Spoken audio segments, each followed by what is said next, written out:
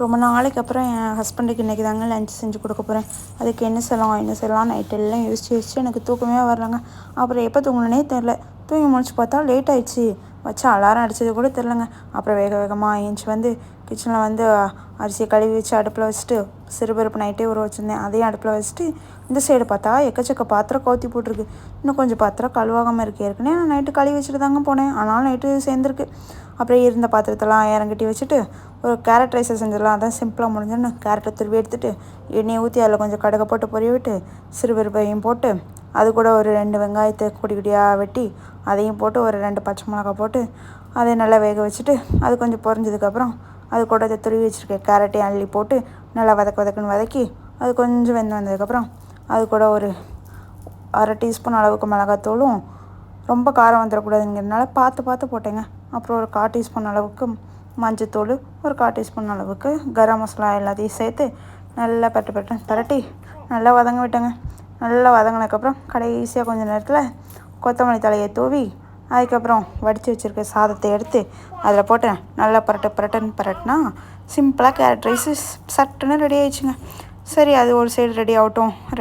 அப்படியே இறக்கி ஒரு டிஃபனில் அடித்து வச்சிடலான்ட்டு டிஃபனில் எடுத்து ஐயோ சூடாக முன்னா சாப்பாடு ஒரு மாதிரி ஆகிடுமேன்னு டிஃபனில் எடுத்து வச்சதுக்கப்புறம் தாங்க தோணுச்சு. ஒன்று அதை ஒரு ஓரமாக ஆற வச்சுட்டு அதுக்கப்புறம் சரி சைட் டிஷ்க்கு ஏதாவது வேணுமே என்ன பண்ணலான்னு வச்சேன். சரி பன்னீர் இருந்துச்சுங்க, பன்னீர் ஃப்ரை பண்ணிடுவோம், அதான் சட்டுன்னு முடிஞ்சிடும்ன்ட்டு அதுக்கு கொஞ்சம் தயிரை ஊற்றி ஒரு 2 டீஸ்பூன் மிளகாத்தூளை போட்டு கொஞ்சம் கரம் மசாலாவும் போட்டு கொஞ்சம் சிக்கன் மசாலாவும் போட்டு சால்ட்டு போட்டு எல்லாத்தையும் நல்லா விரவி அது கூட இஞ்சி பூண்டு பேஸ்ட் எல்லாத்தையும் போட்டு நல்லா மிக்ஸ் பண்ணிவிட்டு அது கூட நமக்கு வேணால் கஸ்தூரி மேத்தி கொஞ்சமாக போட்டுட்டு அப்படி இல்லைன்னா மல்லித்தலை கூட நீங்கள் போட்டுக்கலாங்க.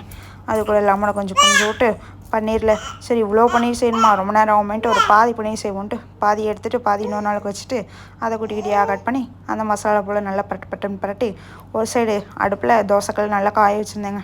அது காஞ்சதுக்கப்புறம் அதில் கொஞ்சமாக எண்ணெயை ஊற்றிட்டு இந்த பரட்டி வச்சுருக்க பன்னீர் எல்லாம் லைனாக அழகு போல் ஒன்று எடுத்து அடுக்கி வச்சுட்டேங்க.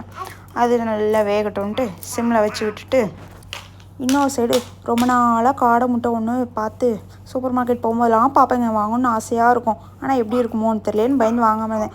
அப்புறம் ஒரு நாள் வாங்கிட்டு வந்து அது ஃப்ரிட்ஜில் வச்சு ஒரு 4-5 நாளாக தூங்குச்சு. சரி இன்றைக்கி அதையும் செஞ்சு கொடுத்துருவோமே அப்படின்ட்டு செஞ்சேங்க. அதை எடுத்து பார்த்தா அழகழகாக இருந்துச்சு, நல்லா கொடி உண்ட மாதிரி. சரி ஆனால் சாப்பிட எப்படி இருக்குமோ, நம்ம ஹஸ்பண்ட் வேறு சும்மாவே சாப்பிட மாட்டாருன்ட்டு சரி அவைப்போம் கோழி முட்டைமாக தான் இருக்கும், என்ன தேதி ஏமாற்றி கொடுப்போம் குட்டி கோழி முட்டைன்னு நினச்சி போட்டு எல்லாத்தையும் அவிச்சி எடுத்து அதை உடச்சி பார்த்தா அவ்வளோ அழகாக வருதுங்க. எனக்கே சாப்பிட்ணும் ஆசை இருந்துச்சு. இருந்தாலும் நமக்கு முதல்ல சாப்பிட்ணும் பயம் இல்லை, ஃபஸ்ட் நம்ம ஹஸ்பண்டுக்கு தான் கொடுத்து ட்ரையல் பார்க்கணுன்ட்டு எல்லாத்தையும் ஒன்று உரிச்சி எடுத்து அதை ஒரு ஓரமாக வச்சுக்கிட்டாங்க. அப்புறம் ஒரு சைடு நம்ம சிறுபருப்பு வேக போடுறதுனால அது வந்துடுச்சுங்க. அதையும் நல்லா வடிகட்டி வச்சுருந்தேன். அதையும் எடுத்து ஒரு டிஃபனில் அடிச்சிடுவோமேன்ட்டு அதை டிஃபனுக்கு மாற்றி அதை நல்லா மூடி போட்டு மூடி வச்சாச்சுங்க. இந்த சிறுபருப்பை தாளிச்சிடலான்னு தாங்க ஒரு ஐடியாவில் இருந்தேன்.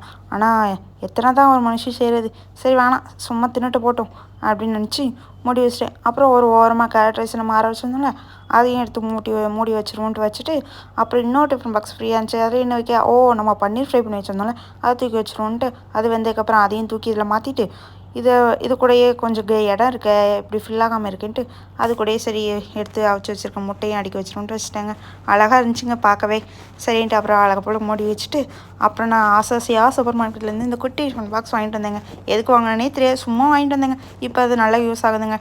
கொஞ்சம் ட்ரை ஃப்ரூட்ஸு நட்ஸ் எல்லாம் போட்டு கொடுப்போமேன்ட்டு அதையும் எல்லாத்துலேயும் ஒன்று 2 போட்டு அதையும் அழகு போல் மூடி வச்சுட்டு அப்புறம் இன்னொரு டிஃபன் பாக்ஸ் இருந்துச்சுங்க. அது பாப்பாவுக்கு நான் எங்கேயாவது வெளியே போனால் பழம் கொண்டு போவாங்க. சரி நம்ம ஹஸ்பண்டும் பழம் சாப்பிட்டு போட்டோமேனு வீட்டில் கிரேப்ஸ் நிறைய இருந்துச்சு. அதையும் அள்ளி எடுத்து வச்சுட்டு எல்லாத்தையும் கடைசியாக லஞ்ச் பேக்கில் அடுக்கி வச்சாச்சுங்க. அதை வேறு இந்த ஆர்டரில் வைக்கணும்னு ஒரு ஆர்டர் இருக்கான், அப்படி தான் வைக்கணுமா. சரின்ட்டு அப்படி வச்சுட்டு அந்த டிஃபன் பாக்ஸு குட்டி டிஃபன் பாக்ஸையும் உள்ள வச்சுட்டேங்க. இன்னொரு டிஃபன் பாக்ஸ் இருந்துச்சு, அதே உள்ளே பத்தலைங்க. சரி அப்படியே மேலே வச்சுலாம் வச்சுட்டு மொத்தமாக தூக்கி என் ஹஸ்பண்ட் ஆஃபீஸ் பேக்கில் வச்சு என் வேலையெல்லாம் முடிச்சிட்டாங்க.